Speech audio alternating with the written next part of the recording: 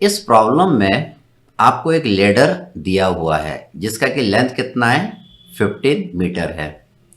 इस प्रॉब्लम में अपने को निकालना है how high will a man be able to go before the ladder slip, कि एक आदमी है लेडर पे ऊपर चढ़ रहा है तो लेडर पे कितना ऊपर तक वो चढ़ पाएगा लेडर के स्लिप होने से पहले। तो हमें ये एक्स डिस्टेंस निकालना है जहां तक आदमी सेफली ऊपर तक चढ़ जाए। सेकंड अपने को उसने बोला है कि अगर आदमी ऊपर बैठा हुआ है तो यहां पे कितना वेट आप लगाएंगे कि लेडर आपकी स्किड न करे। तो ये दो चीज निकालना है।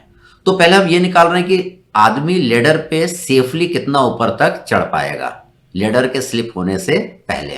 तो उसके लिए हम क्या करेंगे, लेडर का फ्री बॉडी डायग्राम बनाएंगे। तो फ्री बॉडी डायग्राम बनाने के लिए आपको दो पॉइंट ऑफ कांटेक्ट नजर आ रहे हैं। हम जानते हैं कि पॉइंट ऑफ कांटेक्ट पे दो फोर्सेस लगते हैं, एक तो लगता है नॉर्मल रिएक्शन जो कि सरफेस के परपेंडिकुलर लगता है, सेकंड आपका लगता है फ्रिक्शनल फोर्स। देखिए जब आदमी ऊपर चढ़ेगा तो यहाँ पे लेडर नीचे आना चाहेगी, क्योंकि लेडर नीचे आना चाहती है इसलिए फ्रिक्शनल फोर्स हम ऊपर की ओर लगाएंगे। कितना लगाएंगे, म्यू r1 लगाएंगे। तो यहाँ पे म्यू की वैल्यू आपको दिया है 0.3 और फ्लोर और लेडर के बीच में आपको म्यू की वैल्यू दिया है 0.25।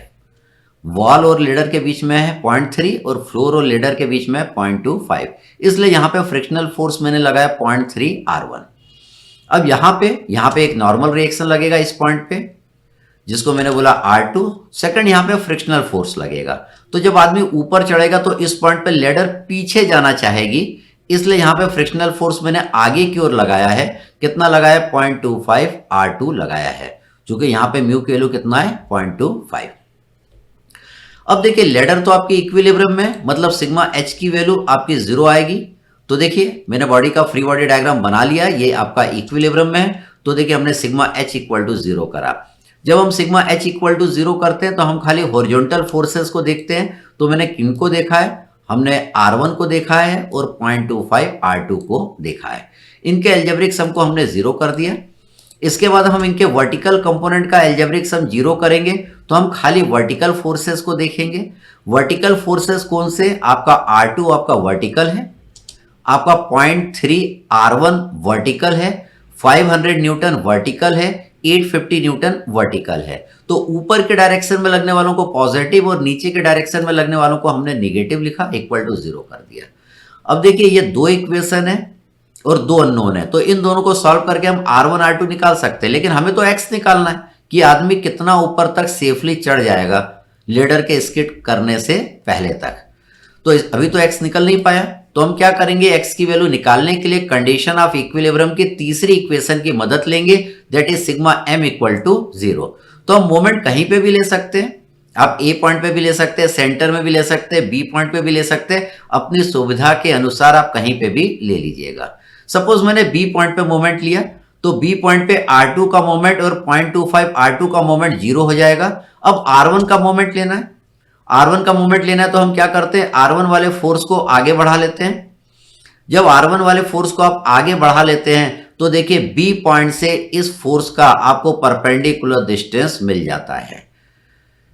तो देखिए ये आपको मिल गया परपेंडिकुलर डिस्टेंस। ये परपेंडिकुलर निकालना रहता है तो हम इस ट्रायंगल को ध्यान से देखते हैं। इस ट्रायंगल का हाइपोटेन्यूज आपको मालूम है, दैट इज 15 मीटर और एंगल मालूम है 60 डिग्री।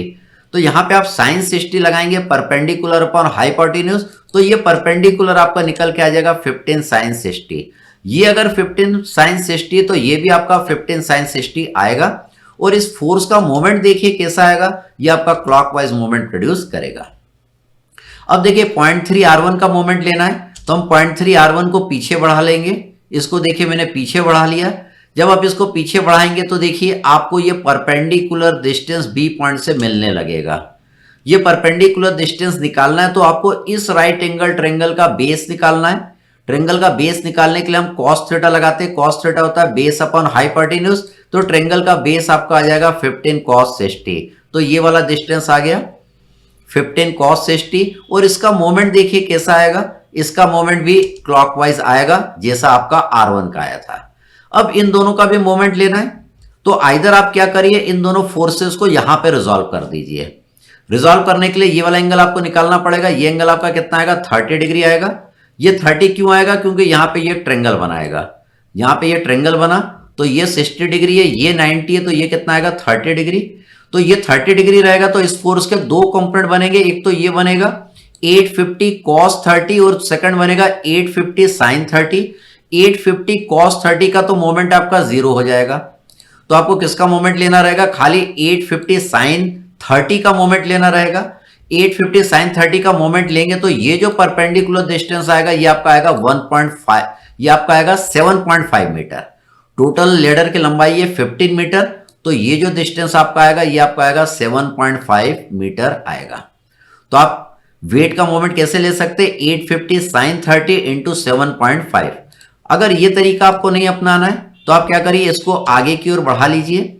आप किसी भी फोर्स को आगे भी बढ़ा सकते हैं, पीछे भी बढ़ा सकते हैं, लेकिन डायरेक्शन चेंज नहीं कर सकते हैं। जब इसको आगे बढ़ाएंगे तो आपको ये परपेंडिकुलर डिस्टेंस मिल जाएगा, ये आपको मिलेगा 7.5 cos 60।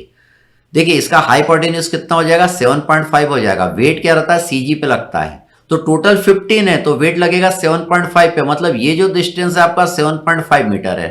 तो हाइपोटेन्यूज 7.5 मीटर है, तो ट्रेंगल का बेस आ जाएगा इस वाले का 7.5 cos 60।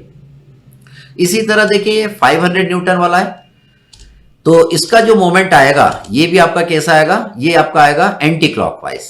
अब देखिए 500 का मोमेंट का 500 न्यूटन का मैं मोमेंट ले रहा हूं, इसको मैंने आगे की ओर बढ़ा लिया। इसको जब आप आगे की ओर बढ़ाएंगे तो ये परपेंडिकुलर डिस्टेंस आपको x cos 60 मिलेगा।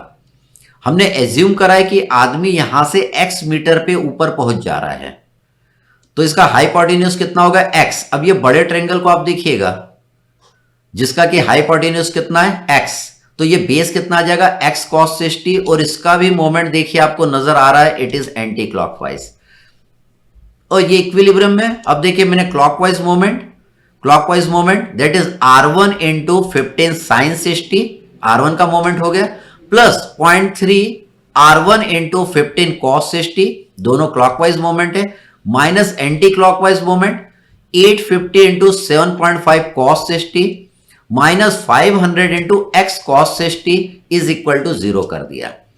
अब देखिए पहली दो इक्वेशन से आपका R1 और R2 की वैल्यू निकल जाएगी। इन दोनों को सॉल्व करने के बाद वो वैल्यू आप तीसरी इक्वेशन में पुट कर दीजिएगा। तो पहली दो इक्वेशन को सॉल्व करेंगे तो R1 आपका इतना आ जाएगा, R2 इतना आ जाएगा, इसको तीसरी इक्वेशन में पुट कर देंगे तो x आपका आ जाएगा 6.38 मीटर।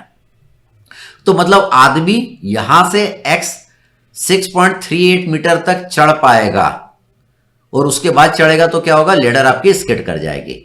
अब वो बोल रहा है कि आदमी को हमको पूरा ऊपर तक चढ़ा देना है। देखिए इसको हटाते हैं, सेकंड पार्ट में बोल रहा है कि आदमी यहां पे पहुंच गया। अब यहां पे अगर पहुंचेगा तो लेडर तो आपकी स्किड कर जाएगी, तो अपने को कुछ अरेंजमेंट करना पड़ेगा, आइदर इसका एंगल बढ़ाएं या यहां पे म्यू की वैल्यू को बढ़ाएं, या हम क्या करें यहां पे कोई हॉरिजॉन्टल डायरेक्शन में फोर्स लगाएं, या हम यहां पे वेट को रख दें। उसने बोला कि यहां पे कितना वेट आप रख देंगे कि आदमी आपका ऊपर बैठा रहेगा और लेडर आपकी स्किड नहीं करेगी। तो देखिए अब हमको निकालना है W की वैल्यू।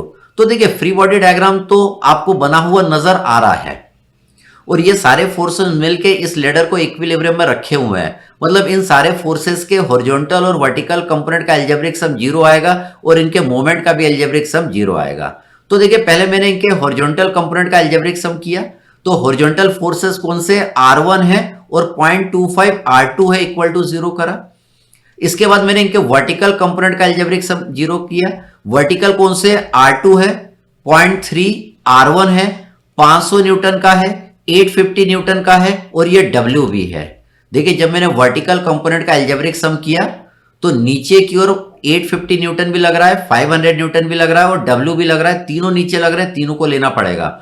ऊपर वाली जब मैंने इक्वेशन बनाई थी तो वर्टिकल कंपोनेंट में W को नहीं लिया था, क्योंकि उसने सेकंड पार्ट में बोला है कि यहां पे W आप कितना लगाएंगे कि ये लेडर आपकी इक्विलिब्रियम में रहेगी। तो ये आपकी सिग्मा V वाली इक्वेशन बन गई। अब हम सिग्मा M वाली इक्वेशन बनाएंगे। तो देखिए सारे फोर्सेस के आपको डिस्टेंस तो नजर आ रही है, वो हम निकाल चुके हैं, और उनका नेचर भी आपको यहां पे नजर आ रहा है, कौन से क्लॉकवाइज है कौन से एंटी क्लॉकवाइज है। उनके देखिए मैंने मोमेंट का अलजेब्रिक सम यहां पे 0 कर दिया। अब यहां पे हम इन इक्वेशन को सॉल्व कर लेंगे। तो देखिए ये जो थर्ड इक्वेशन है इसको सॉल्व करके आप R1 निकाल सकते हैं। R1 की वैल्यू आ गई, R1 की वैल्यू पहली इक्वेशन में पुट कर दीजिएगा तो R2 की वैल्यू आ जाएगी। अब R1 R2 आ गया, उसको सेकंड इक्वेशन में पुट कर दीजिएगा तो आपका W की वैल्यू आ जाएगी। तो आपका W की जो वैल्यू आएगी, R1 तो आपका 455.2 न्यूटन आएगा, R2 आपका 1820.82 न्यूटन आएगा, W आपका आएगा 607.38 न्यूटन। मतलब आप यहां पे इतना वेट लगाएंगे 607.38 न्यूटन, तो आदमी आराम से ऊपर तक पहुंच जाएगा और लेडर आपकी स्किड नहीं करेगी।